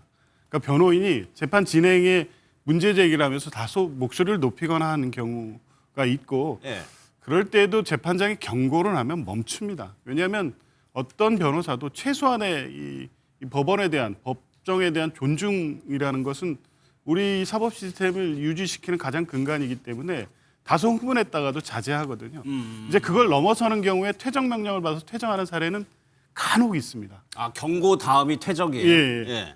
그런데 감치, 그러니까 변호인이 감치된 사례는 거의 없었을 겁니다. 예. 그러니까 지금 이 김용현 장관 측 변호인들이 보이는 태도는 사법부에 대한 근본적 불신과 모욕입니다. 그러니까 웬만하면 뭐 이제 이런 조치까지 안 하는데 네. 지금 보십시오. 처음 지난번 15일 감치 때 그 자리에 있을 수 없는 변호인이 그 요청을 했는데 재판부가 받아들이지 않았습니다. 방청권도 없이 앉아서 계속 발언권을 요구합니다. 예. 이 자체가 있을 수 없는 일입니다. 경고받고 당연히 퇴정했어야 되는데 계속 목소리를 내다가 결국 감치 15일 결정을 받았습니다. 구치소로 신병을 인도했는데 그때도 역시 자기의 그 인정진술 신원에 대해서 진술을 안 하니까 제도의 미비점 때문에 일단 감치가 집행되지 못했을 뿐 15일짜리 감치 결정의 효력은 아직도 남아 있습니다. 예. 근데 그 감치 재판을 하면서 또 재판부를 모욕한 겁니다. 예. 공수처에서 봅시다. 이런 식으로 조롱하고 모욕하고 이걸 반복한 행위에 대해서 오늘 추가적으로 5일 감치가 있었던 거고요. 예. 그 사이에 이제 지난 15일짜리 감치 결정 이후에 구치소가 신원 확인의 미비 등을 이유로 감치 결정 집행을 안 한 것에 대해서 제도적 보완을 아마 했을 겁니다. 예. 이번 5일짜리 결정을 하면서 이 변호인들에 대한 신원 확인에 대한 보조적 수단을 통해서 완성을 했기 때문에 지난 예. 15일에 이번 5일 감치 결정은 집행되지 않을까 싶습니다. 예, 지금 조 부위원장께서 이제 변호사 생활을 10년 이상 하셨는데 처음 본다는 얘기는 그러니까 초유의 일이 벌어졌던 거예요. 초유의 행동을 했던 겁니다. 변호인들이. 지금 조 변호사님이 말씀하시는 동안 영상이 같이 나갔잖아요. 예. 저들이 나와 있던 지금 영상이 뭐 그 법정 내부에서도 있었지만 법정 밖에서 유튜브를 켜놓고 막 히히덕거리면서 하는 발언들이 다 사법부를 향한 모욕적인 발언들이었거든요. 판사를 향해 정말 부적절한 단어를 써가면서까지 그들을 조롱하고 뭐 그들을 참 우스갯거리로 만들어버리는 발언들을 했기 때문에 저는 감치조치만 한다고 되는 것인가. 저 사람들이 변호인입니다. 저는 변호사 자격을 유지해도 되는지에 대해서 대한변협에서 진지하게 논의를 해야 된다고 생각합니다. 저 사람들은 단순히 본인의 뭔가 의뢰인에 대한 뭐 도움되지 않는 행동을 한 게 아니라 대한민국의 사법 시스템 안에서 사법부를 이끌어가는 재판을 지휘하는 판사들을 모욕하고 무시하는 행위들을 계속해서 반복적으로 하고 있는 사람들이기 때문에 예. 저런 사람들을 단순히 감치하는 거는 저런 사람들이 하도 행위를 소동을 치니까 그냥 격리를 시켜놓는 거잖아요. 그렇죠. 격리만 시켜놓는다고 될까요? 저런 사상을 갖고 있는 사람들이 변호인을 한다. 앞으로 어떤 재판에서 또다시 이 사법부를 모독할지 모르는 건데 예. 사법부를 모독하는 거를 넘어서서 제가 말씀드린 것처럼 유튜브나 이런 데 나와서 본인의 의견에 동조하는 일부 국민들을 선동하는 발언들을 계속 하고 있거든요. 그러면 국민들이 그 일부 국민이 선동당하는 국민들이 느낄 때는 이 사람들이 말하는 게 맞는 말인가? 아, 사법부가 잘못하는 건가? 그럼 전체적인 사법부의 신뢰를 실추시킬 수 있고 변호인이라는 직업, 변호사라는 직업에 대한 신뢰도 역시 매우 실추시킬 수 있는 부적절한 행동들이기 때문에 저는 변협 차원의 경고, 최소한의 경고고 정말 변호사 자격에 대한 논의를 변협 차원에서 왜 안 하는지 전 솔직히 납득이 안 간다는 말씀 드리고 예. 싶습니다. 그 부분에 대해서 절차 진행하고 예. 있습니다. 그렇죠. 예, 대한변호사협회 징계 절차에 착수했고요. 예. 이 형법에 또 법정 모욕죄가 있습니다. 고발 조치가 이루어졌기 때문에 아마 수사를 통해서 처벌이 이루어질 겁니다. 저 정도 행위는 뭐 국민들이 다 봤기 때문에 예. 명백하게 법정을 모욕한 형사 범죄 행위에 해당이 됩니다. 예. 말씀드린 대로 감치는 법정의 질서를 유지하기 위한 일시적 조치일 뿐이고요. 저 행위에 대해서는 변호사의 어떤 자질과 자격에 대한 징계 절차 그리고 형사적 처벌까지 이어질 것으로 봅니다. 알겠습니다. 어제 뭐 계엄 12.3 계엄 1년을 맞은 이후의 국민의힘 상황을 살펴볼 텐데 당 내부에서요 분당을 시사하는 발언까지도 지금 나오고 있는 상황입니다. 김재섭 의원이 얘기인데 그 영상 먼저 보겠습니다. 우리가 계엄 1주년을 맞이해서 정말로 당이 환골탈태해야 된다라는 문제의식도 같이 있었습니다. 그래서 우리가 이대로 가면 안 되지 하고 많은 의원들이 335 뜻을 모으기 시작하셨고 25명의 이름을 올리신 의원들이 함께 해가지고 반성과 쇄신 그리고 재창당 수준의 혁신을 국민들께 약속을 드리게 된 것입니다. 장동혁 대표가 어느 정도 이 지지층을 잘 국민 다수와 함께 가야 되잖아요. 지금 다시 우리가 국민 다수로부터 신뢰받고 지지를 받아서 국민의힘이 변화할 때 그게 못하면은 국민의힘이 해산하고라도 제대로 된 보수정당 만들어서라도 그 길로 가는 것이 이 청년들을 위한 길이지 지금 한 줌도 안 되는 사람들 이 사람들에 가지고 되겠습니까 저게? 국민의힘 현역 의원들이 공식적인 인터뷰 자리에서 저렇게 얘기를 하고 있는 상황이에요. 송원석 원내대표가 물론 사과 기자회견을 했습니다만 장동혁 대표의 그 SNS 메시지를 문제 삼고 있는 것 같은데 지금 국민의힘 내부에서 저런 의견을 가진 사람들이 늘어나는 추세가 그 비율이 어느 정도나 된다고 보세요? 일단 계속적으로 늘어나고 있는 부분이 맞는 게요. 예. 어쨌든 내년도에 지방선거를 이대로 가면 내년 지방선거를 그냥 대패한다. 이런 것들에 대한 위기의식이 지금 분명히 있는 거거든요. 예. 또 한편으로 볼 때는 지금 어제 아마 12월 3일을 기해서 12월 3일 1년이니까 나오는 거 보면 어쨌든 비상계엄에 대한 원인에 대해서는 여러 가지 해석이 분분할 수 있지만 그 이유를 불문하고 어쨌든 비상계엄으로 인해서 국민들이 느꼈을 여러 가지 공포, 두려움 이런 것들에 대해서는 집권 여당이었던 국민의힘이 포괄적으로 책임을 지고 사과해야 된다. 이런 부분들은 굉장히 확산돼 있는 건 분명하거든요. 예. 다만 저는 장동혁 대표가 지금 보면 윤석열 전 대통령하고 나름대로 일단 교감을 하고 있고 한다는 느끼는 부분이 민주당도 그동안 보면 개딸이라고 하는 강성 팬덤에 포획돼 있었거든요. 그런 만큼 국민의힘도 마찬가지로 윤 어게인 세력에 의해서 포획된 게 아닌가. 그렇다면 장동혁 대표가 당대표 되는 과정에 있어서 가장 중요한 정치적 기반이었던 것이 결국은 극우 유튜버 그다음에 우리 윤 어게인 세력이거든요. 예. 아마 그 장동혁 대표 같은 경우는 지금 정치를 시작한 지 3년밖에 되지 않았는데 당대표가 될 수가 없거든요. 아마 본인이 가장 주목을 받았던 건 한동훈 대표 시절에 수석 최고위원이 되면서 약간 주목을 끌었고 예. 이번에도 같은 경우에 이번 전당대회도 보면은 전환기를 비롯한 그 유튜브에 출연함으로써 상당히 이 당대표 되는데 중요한 계기가 된 게 맞거든요. 그렇기 예. 때문에 아마 장동혁 대표는 본인의 정치적 기반인 윤어게인 세력들이 원하는 그 사과를 하면 안 된다는 그 부분을 절대적으로 순응할 수밖에 없는 상황이라고 보이고요. 예. 다만 저는 지금 만약 윤어게인 세력들이 이 정도로 이렇게 굉장히 국민의힘에서 굉장히 큰 어떤 포션을 차지하고 있다면 저는 권영진 의원이라든가 아니면 김재섭 의원이라든가 나름대로 어떤 이 비상계엄에 대해서 사과를 얘기했던 그런 어떤 개혁적인 목소리가 계속적으로 아마 내용을 개혁할 수는 있지만 계속적으로 내용을 만들어내지만 예. 장동혁 체제를 무너뜨릴 만큼의 그런 큰 목소리로 커질 수는 없는 부분이 있는 거거든요. 커질 수는 없다. 그럴 수는 없는 게 예. 왜냐하면 이게 우리가 지금 보수 대통령이 두 번째 탄핵이 당하다 보니까 과거의 경험을 얘기해야 되는데 2016년 12월 달에 박근혜 대통령이 국회 탄핵을 되고 난 다음에 예. 보름도 지나지 않아서 그때 유승민, 남경필, 김우성 의원들을 비롯한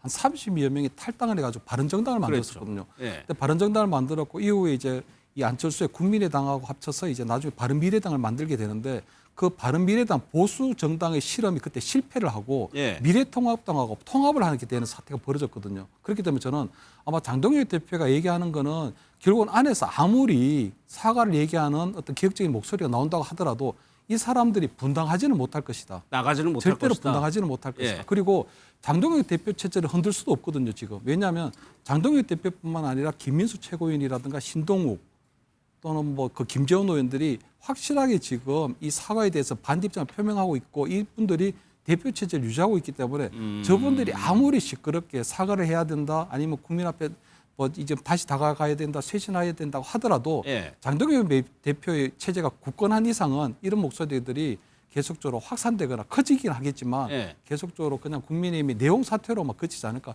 찻잔 속에 태풍이 될 가능성도 상당히 크다. 저는 이렇게 보입니다. 그러니까 실질적으로 탈당이라는 것이 현역 정치인으로서 굉장히 어려운 일이고 성공한 사례도 거의 없죠. 그러다 보니까 탈당까지는 안 하고 당내에서 이런 의견들 갈등 양상을 보이는데 합법적인 방법을 현 지도부로 끌어낼 수는 없다는 말씀이신 것 같고 그런데 어떻게 보면 장동혁 대표의 리더십에는 상당한 타격이 있을 수밖에 없거든요.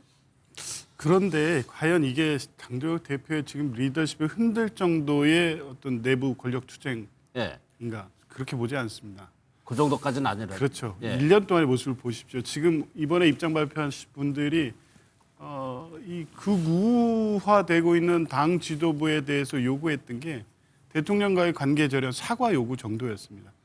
이런 정도의 보수 정당이 이 두 번째 탄핵이 되고 예. 더군다나 사안 자체도 지난 박근혜 탄핵과는 비교할 수 없을 정도의 내란 사태였습니다.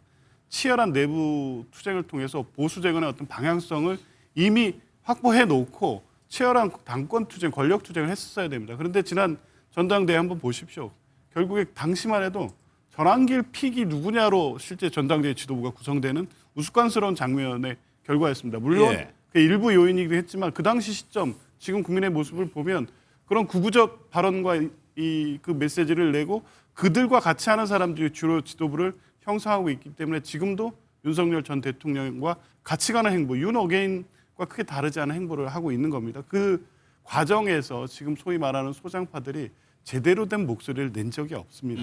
지금에 와서 12.3 1주년이라는 특별한 의미가 있기 때문에 예. 어떤 전환의 계기로 삼기 위해서 어쩔 수 없이 사과는 했지만 분당할 용기도 없고 실제 국민의힘 주류 세력과 헤어질 결심도 하지 못할 거로 봅니다. 예. 지금 좀 전에 의원님 말씀하셨지만 이미 실패한 경험이 있고 그렇게 나갔을 경우에 배신자라는 낙인, 보수 지지자로부터 배신자라는 낙인 이걸 감당하기 어려울 것이다라는 회의론, 예. 패배주의가 만연해 있을 겁니다. 근데 그거 극복하지 못하면 이제 계속 장동혁 대표 뜻대로 당이 가는 거겠죠. 근데 그게 계속 갈 수는 없을 것이고 결국 예. 이 상황 이 국면 그대로 가면 내년 지방선거 결과에 의해서 민심에 의해서 그 바뀌는 상황으로 내몰릴 가능성이 있지만 지금 이제 김재섭 의원 등의 입장 발표한 분들이 실제 보수의 미래를 정말 걱정하신다면 예. 헤어져야죠. 분당이든 탈당이든 그 정도 결심을 갖고 움직여야만이 보수의 어떤 새로운 메시지를 주고 가는 것이지 예. 그렇지 않고 당내에서 이렇게 소극적 방식으로 메시지를 낸다고 한들 지금의 국민의힘의 흐름이 크게 바뀔 것 같지는 않습니다. 예. 그래서 김재섭 의원은 이제 집단 규탄 행동에 나설 것이라고 얘기를 했습니다. 그 숫자를 한번 좀 카운트한 게 있는데 대국민 사과한 의원 현역 의원이 25명이죠. 개별 사과가 5명이라고 합니다. 원내대표단이 10명이었고 송원석 원내대표가. 이 숫자가 일단 40명 정도니까 교섭단체 기준에는 충족이 되는데 전체 국민의힘 의원이 107명이던가요? 네, 107명. 107명 중에 40명이라고 하면은 찻잔 속의 태풍 얘기했는데 지금 당 지도부에서는 지금 어제까지 이어지고 있는 장 대표와 다른 흐름의 목소리를 지금 어떻게 지금 보고 있어요? 일단 이제 분당에 대한 목소리를 지금 내고 있는 것 같아요. 분당 우리가 여차하면 실행할 수 있다라고 이제 목소리를 낸 것 같은데 지금 만약에 내년에 뭐 총선을 앞두고 있거나 대선을 앞두고 있으면 그럴 수도 있습니다. 그런데 지금 그게 아니라 내년에 지방선거가 있거든요. 지방선거가 있으면 일단 당사도 만들어야 되고요. 전국 당사도 만들어야 됩니다. 그리고 그 새로 만든 정당에서 후보도 내야 되는데 그렇게 25명 정도 많으면 40명을 할 수 있겠지만 지금 어쨌든 서명한 그 명확하게 뜻을 밝힌 25명 정도가 창당한다면 누가 그 정당에 들어가서 지방선거 후보로 나오겠느냐. 그런 문제도 있는 거예요. 현실적으로는 굉장히 좀 어려운 문제다. 제가 보기엔 당 지도부를 압박한 용도 그 이상으로는 실현 가능성이 매우 낮다 이렇게 보이고요. 그리고 방금 말씀하신 것 중에 한 줌도 안 된다라고 얘기를 해요. 그러니까 장동혁 체제를 지지하는 세력이 한 줌도 안 될 것이라 얘기하는데 그 근거가 뭡니까? 제가 보기엔 거꾸로인 것 같아요. 지금 한 줌까지는 뭐 제가 비교할 수는 없지만 당내 구도가 그렇죠. 당내 구도가 오히려 소수가 이제 사과를 요구하고 사과를 요구하고 또 파괴적인 혁신을 요구하는 그런 쪽이 더 소수인 거는 현재 팩트인 거죠. 그런 상황이기 때문에 일단은 장동혁 지도부에 대한 압박 그 이상 어떤 실행 가능한 변화는 좀 어려울 것이다. 그렇게 보고요. 더 큰 문제가 뭐냐면 제가 수치를 말씀드리지 않겠습니다만 각종 여론조사에 보면은 굉장히 국민의힘과 더불어민주당이 오차범위 내에서 박빙인 게 몇 개 나온 게 있어요. 최근에 며칠 전에 나온 것들. 근데 그게 정말 이상한 게 갤럽에서는 좀 다르게 나오지만 그 다른 여론조사에는 그게 박빙으로 나오는 게 상당히 국민의힘 입장에서는요.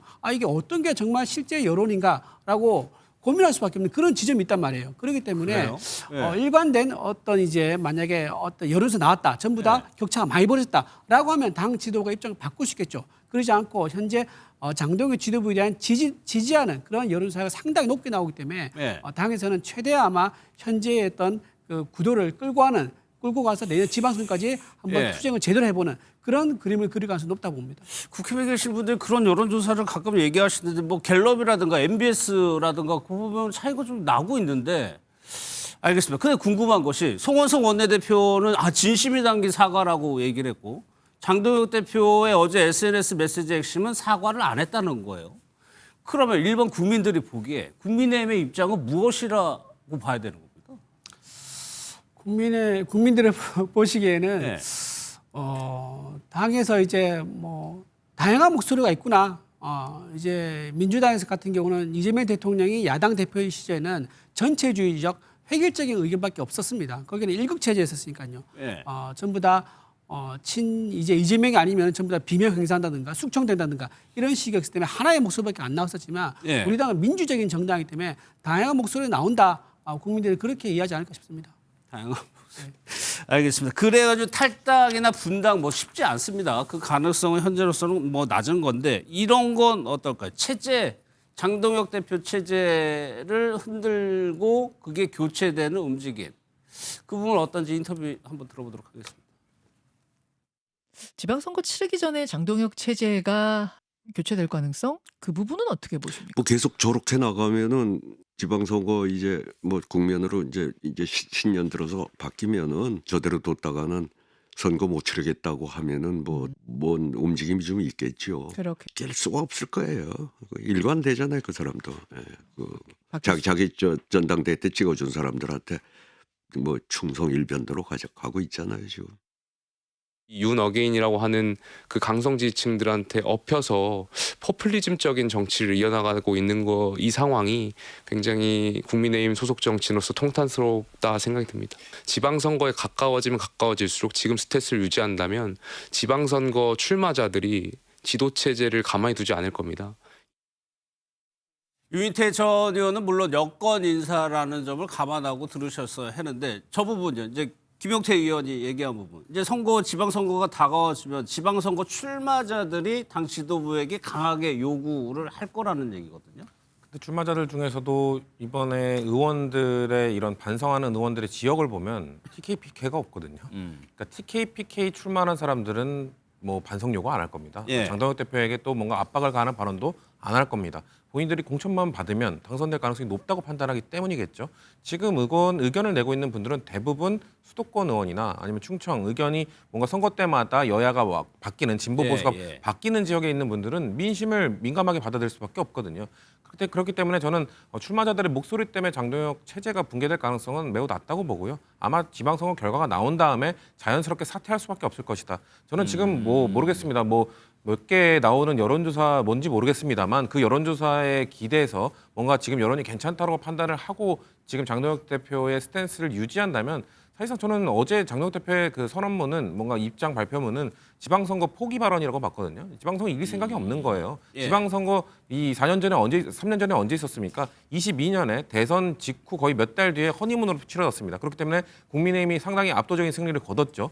그때보다 훨씬 더 초라한 성적표를 받게 될 가능성이 저는 매우 높아진 상황이라고 보고요. 예. 그렇기 때문에 이 지방선거 직후에 장동혁 대표 체제는 자연스럽게 붕괴될 수밖에 없다고 보고 그럼 지금 뭐 김재섭 의원을 비롯한 저 의원들이 왜 저렇게 행동을 하고 있는가? 예. 장동혁 체제를 붕괴시킬 수는 없을 테지만 지방선거 이후에 만약에 장동혁 체제가 자연스럽게 붕괴가 되면 차기 당권 싸움에서는 그때까지 뭔가 목소리를 내고 사과해야 된다 이런 목소리를 내는 사람들 그러니까 저는 목표치가 60명이라고 보는 거거든요. 과반 이상, 그러니까 국민의힘 먼저 절반 이상이 그래도 목소리를 내면 아마 국민의힘으로부터 등을 돌린 지지자들이 한 중도 보수 이런 지지자들이 그래도 노력하는 사람들이 있네. 하지만 장동혁 체제로 치러지는 지방선거는 지지해주고 싶지 않아. 하지만 장동혁 체제가 붕괴됐네, 전당대회를 하네. 그럼 그때 이제 갑자기 그 전당대회는 참여할 가능성이 있는 거죠.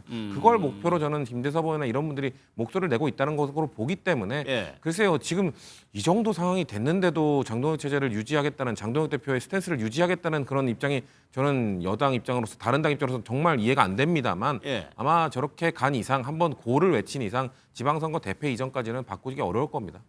지방선거 이후의 포석이라는 말씀이시죠. 그런데 이주로 되면 장동혁 대표 얘기 보면 기다려달라는 얘기를 하고 있습니다. 그리고 그 주변에서 나오는 얘기 이런 얘기가 있더라고요. 지지자들을 설득하기 위한 빌드업이다. 라는 작업 이게 맞습니까? 이 얘기가? 네, 맞죠. 예, 지지자들이 이제 다양한 스펙트럼 있지 않습니까? 이제 우리 우파 쪽에서 보면은 이제 우파에서 아주 오른쪽에 있는 사람도 있고 가장 오른쪽에 있는 분들부터 설득해 나간다는 거예요. 그렇죠. 이게 순서대로 이제 설득해서 전부 다 전체 파일을 키워서 퍼즐을 맞추겠다. 우리가 이만큼 과반 이상의 지지 세력을 다시 꾸려보겠다. 이제 이런 계획으로 지금 보입니다. 그래 보이기 때문에 당장은 지금 현재는 우리 집도끼 먼저 잡는 거를 먼저 하고 여기서 서서히 메시지 변화를 줘가지고 중도층을 품겠다. 이런 계획으로 빌드업하는 게 아닌가 싶은 생각이 들고요. 방금 이제 말씀하신 건데 내년 지방선거에 무조건 이러면 지는 거 아니냐라고 말씀하시는데 저는 국민들의 민심도가 아주 예민하다고 생각하거든요. 지금 이재명 대통령이 사심제 지금 도입 추진하고 있지 않습니까?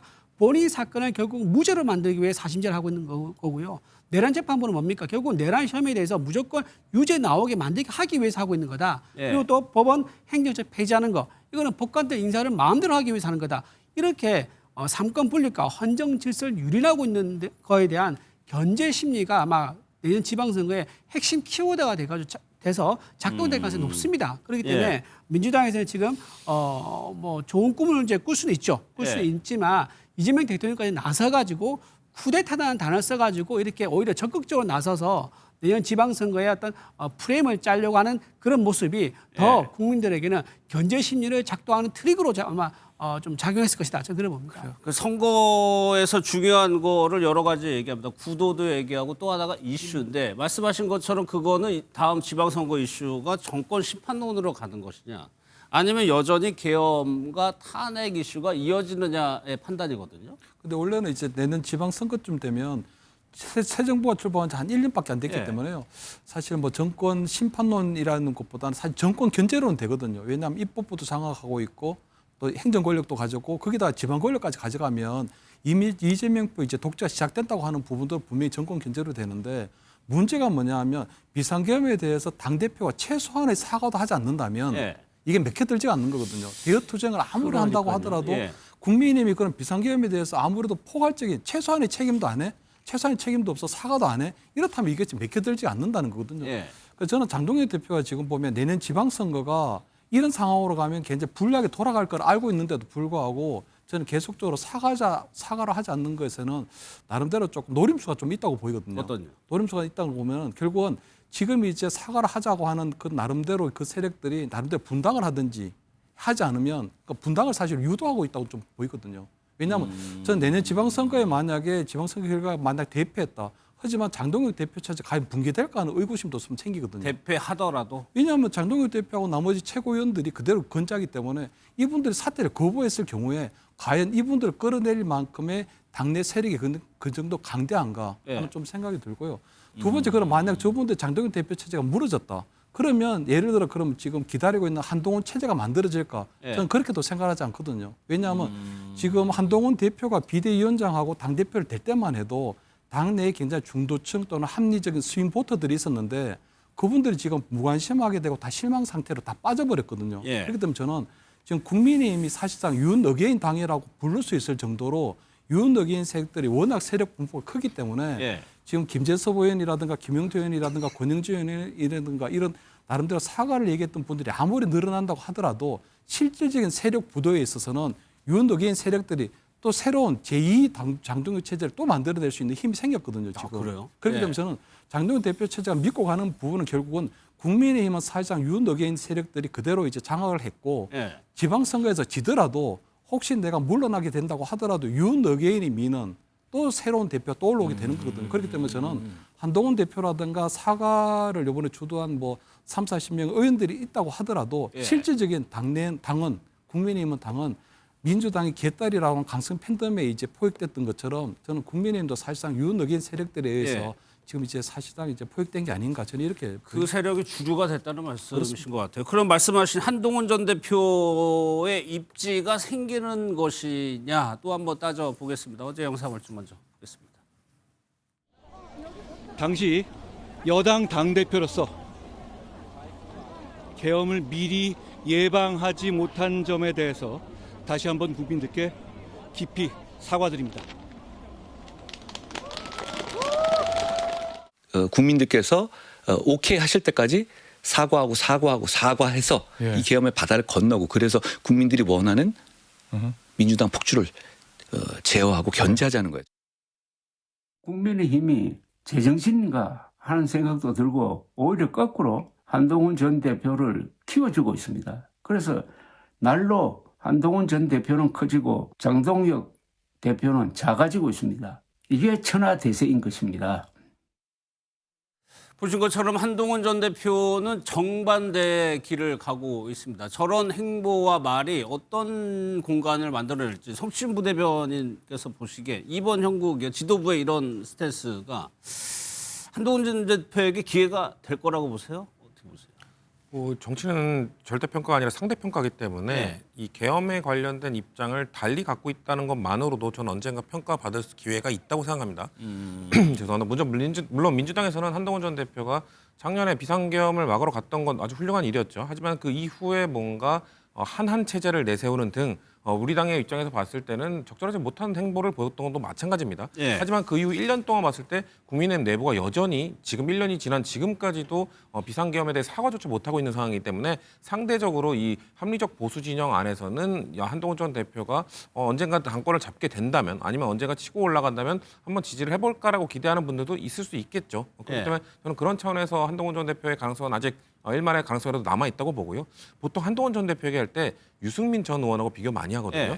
근데 유승민 전 의원과 한동훈 전 대표의 차이점은 그래도 한동훈 전 대표는 당대표를 했었습니다. 당대표를 했고 비대위원장 때 또 총선도 치러봤고 그 말은 뭐냐면 본인의 계파 의원들이 있다는 거죠. 사실 유승민 의원은 뭐 친유승민계라는 의원들이 있긴 했습니다만 매우 적었고 거의 뭐 몇 손가락 안에 드는 정도였기 때문에 한동훈계 의원들이 있는 상황이기 때문에 한동훈 전 대표가 좀 일단 그 버틸 수 있는 시간이 생겼다. 다만 지금 친윤계랑 친한계의 갈등이 사실상 지금 민주당과 진보 보수의 갈등보다 더 심해 보이거든요. 그렇기 때문에 그 갈등이 과연 간극이 메꿔질 수 있을 것인가? 한동훈 전 대표가 나중에 혹여 뭐 당권을 지금 제가 아까 말한 것처럼 지금 장동혁 대표가 될 때는 약간 그쪽이 다수당이었는데 이게 약간 역전돼서 다수가 돼서 친윤 윤어게인 세력이 아닌 친한계 세력들이 잡는다 하더라도 나머지 세력들은 저는 그때는 가열차게 나가버릴 수도 있다고 생각하거든요. 그렇기 때문에 그런 한계점들을 갖고 있긴 합니다만 전 그래도 여전히 국민들, 그러니까 국민의힘에 지금 결국 국민의힘이 잡아야 되는 거는 민주당 지지층이 아니라 국민의힘으로부터 등을 돌린 지지층이잖아요. 그 등을 돌린 지지층을 잡을 수 있는 가능성은 전 윤어게인보다는 한동훈 전 대표가 훨씬 더 많다고 생각합니다. 그럼 한동훈 전 대표가 지금 친주류 그 세력을 뚫고 들어갈 수 있을 거는? 그러니까 지금 김재섭 의원이 친한계는 아닙니다만 그래도 계엄 반대라는 탄핵 찬성이라는 이 화두 하나로만 뭉친 사람들의 숫자가 절반이 넘게 되는 순간 60명이 되는 순간 그거는 충분히 뚫고 들어갈 계기가 마련되겠죠. 근데 그렇죠. 숫자가 60명이 된다. 그렇죠. 그렇게 차기 전당대회가 만약에 제가 아까 말씀드린 전당대회 이후 시나리오를 봤을 때 그때는 이번 전당대회 때 전당욱 대표 나올 때 한동훈 전 대표 안 나왔잖아요. 그때는 이제 본인이 그때도 안 나오면 사실상 기회를 발로 차버리는 거라 보고요. 그때는 나와서 정면 승부를 해야겠죠. 예, 저희가 조사를 하나 가져왔는데 요거 이준호 대변인 요 조사 한번 보세요. 보수 진영에서 가장 두려운 사람이 누구냐라는 거를 중도층에게 물어보고 진보층에게 물어봤다는 거예요. 중도층에서는 한동훈 전 대표를 얘기했고 진보층에서는 유승민 전 의원이 가장 두렵다고 얘기를 했는데 요거를 이준호 대변인이 좀 다르게 해석하실 것 같기도 하고. 예. 보수 진영에서 가장 두려워하는 인물, 중도층에서 한동훈 대표를 이제 유승민 의원보다 높게, 전 의원보다 높게 한 거는 아무래도 보수 중도층에서 보기에 한동훈 전 대표가 보수의 분열을 가져올 가능성이 유승민 전 의원보다 좀 높다 이렇게 본 게 아닌가 싶은 생각이. 분열을 가져올 가능성이 높다. 그래서 이제 가장 두려운 인물 이렇게 본 게 아닌가 싶은 생각이 들고요. 또 이제 진보층에서는 거꾸로 또 유승민 의원이 더 이제 높다고 나오거든요. 그러네요. 유승민 의원이 제가 보기엔 오히려 진짜 중도층을 표를 가지고 있는 사람은 진보층에서 보기에는 한동훈보다 유승민이라고 이제 보는 것 같아요. 그렇기 때문에 진보층에서는 유승민 의원을 좀 가장 이제 두렵지 않을까 이렇게 보는 것 같습니다. 진보층에서는 중도층의 표를 가져올 사람을 유승민 전 의원으로 본다. 하나만 더 여쭤볼게요. 실제로 당내에서 한동훈 전 대표에 대한 비토 정서가 강합니까? 강하죠. 예. 지난 이제 당 대표 시절에 당을 이끌었을 때 시절 그때 평가를 해보면은 어쨌든 우파 분열을 가져왔던 사실이고요. 내내 임기 내내 우파 분열이 있었죠. 분열이 있었었고 민주당 가지고 같은 목소리를 상당히 많이 냈었습니다. 그리고 지지율도 높지 않았죠. 낮은 상태로 계속 유지해 왔었고요. 두 번의 선거도 다 참패했었죠. 어쨌든 객관적인 데이터로 보면은 한동훈 전 대표가 이끌었던 그 시절에 우리 국민의힘은 썩 좋은 성적은 나오지 않았다. 이렇게 볼 수 있지만 굉장히 특이하게도 한동훈 대표가 소수의 강성 팬덤이 있다. 그거는 사실인 것 같아요. 그렇죠. 그것 때문에 작은 목소리를 내도 크게 이제 요란하게 좀 소리가 나는 이런 현상은 좀 있는 것 같은데 어쨌든 당을 전체 이끌 때의 현상을 지난번 성과를 보면은 썩 좋다고 보기 어렵다는 게 객관적인 데이터 같습니다. 알겠습니다. 장경태 의원 관련한 소식도 살펴볼 텐데 어제 법사위에서요 신동욱 의원과 장경태 의원이 뭐 거의 설전을 벌이다시피 했습니다. 그 영상 먼저 보도록 하겠습니다. 장경태 의원 당장 나가세요.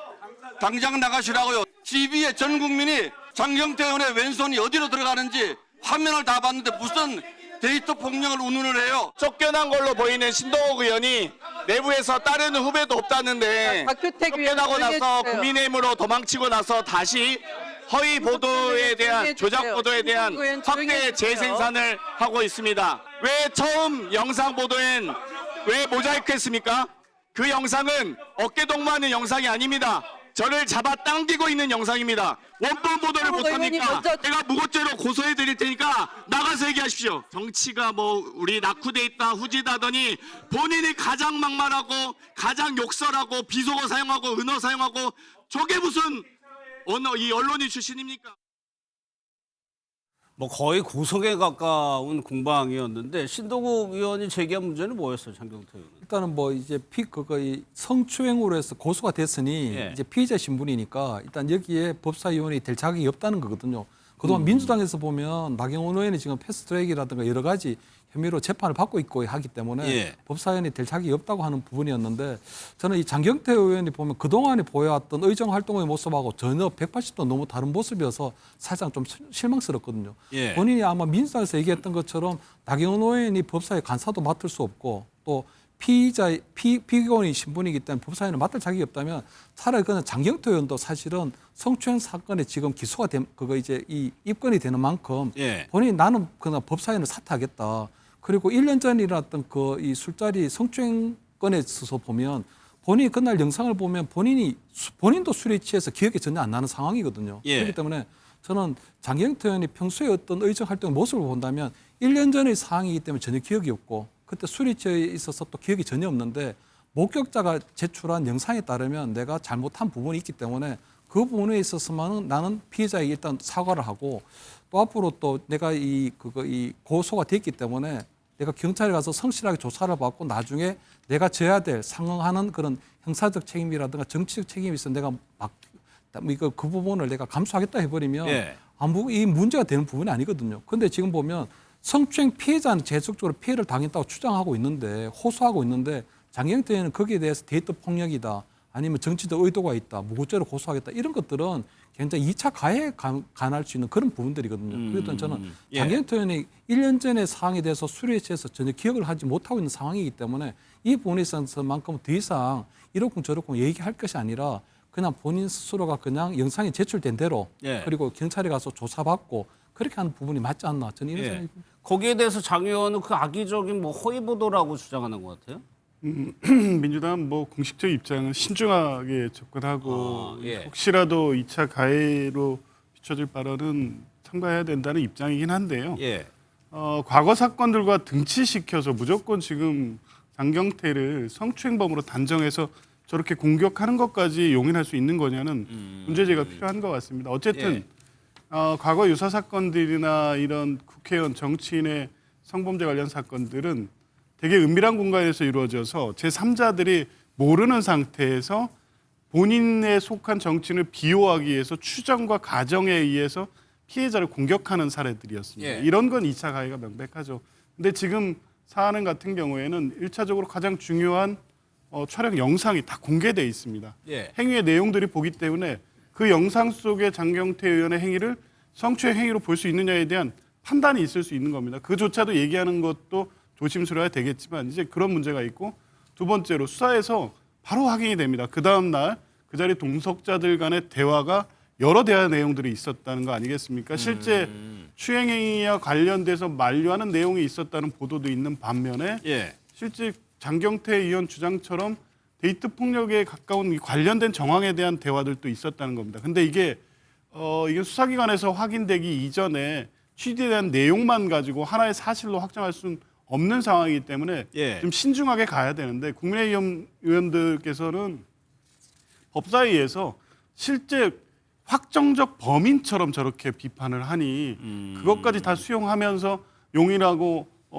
그 지금 이 상황에서 다 죄를 인정하고 그 정도의 책임 행위까지 나가야 되느냐? 예. 저는 좀 과한 것 같습니다. 좀 지켜보고요. 저는 이 사안 자체가 복잡하지 않아서 예. 민주당 윤리감찰단은 더 신중하게 접근하면서 다소 결과 발표는 늦어지고 있습니다만 경찰이 이미 고소인 조사에 착수했다고 하고 그랬죠. 예. 관련 영상, 단체방 메시지 다 확보되어 있습니다. 이 결과 나오는데 오래 걸리지 않습니다. 이렇게까지 성추행범으로 단정해서 몰아붙여야 되는 문제인지는 좀 더 봐야 되지 않을까 알겠습니다. 싶습니다. 또요 어제 법사위가 많은데 나경원 의원과 서영교 의원이 또 공방을 벌였다고 하는데 뭐 웃음이 터졌다고 합니다. 그 영상 한번 보겠습니다. 내가 돈 만나도 됩니까?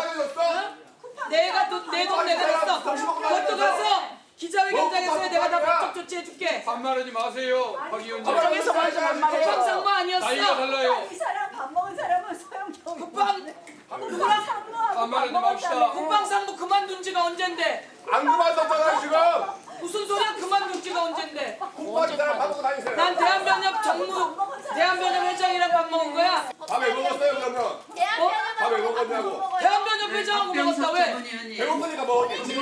국방 처벌을 한마디도 못하는 신동호. 조사항 중심으로 보고드리겠습니다. 박규택도 국방 처벌 한마디도 말 못하잖아. 글쎄요, 저 장면에서 성취분들 뭐 웃음이 터졌다는데 무엇 때문에 그런 거예요? 밥 먹었다는 것 때문에 그런 거예요? 네, 뭐 배고파서 밥 먹겠다라는 얘기 때문에 웃음이 터졌다고 보여지는데 네. 지금 웃음이 터지고 저런 이야기할 때가 아니잖아요. 사실 쿠팡의 지금은 개인정보 유출 건에 대해 진지하게 걱정하는 국민들의 마음을 다독여주기 위한 그리고 불안감을 잠재우기 위한 얘기들을 법사위원들이 해야 되는데 여기서 저는 그 나경원 의원, 그 국민의힘 의원들이 악의적으로 쿠팡 그 사직서를 내고 대한변협 상무를 맡고 있는 사람과 밥 먹은 문제를 굳이 지적하면서 왜 그 얘기를 지적했겠습니까? 지금 쿠팡이라는 업체에 대한 분노가 커지고 있는 상황이니까 쿠팡 임원과 밥 먹지 않았냐 그런 의혹을 계속 제기하고 싶은 거거든요. 그런 악의적 발언 때문에 지금 쿠팡의 이런 그 잘못된 행태를 지적해야 되는 법사위 회의장이 그냥 의원들끼리 감정 싸움하고 농담하는 걸로 너무 변질되지 않았나라는 안타까운 마음으로 바라봤고요. 그렇기 때문에 저 사안에 집중을 해야지 이미 넘어간 서영교 의원이 충분히 해명을 한 사안에 대해서 굳이 정치적으로 꺼내는 것은 전 부적절했다고 생각합니다. 예. 참 법사위가 열리면은 매번 이렇게 좀 보도를 전해드려야 되는 영상이나 말싸움, 고성 이런 것들이 참 자주 나오고 있습니다.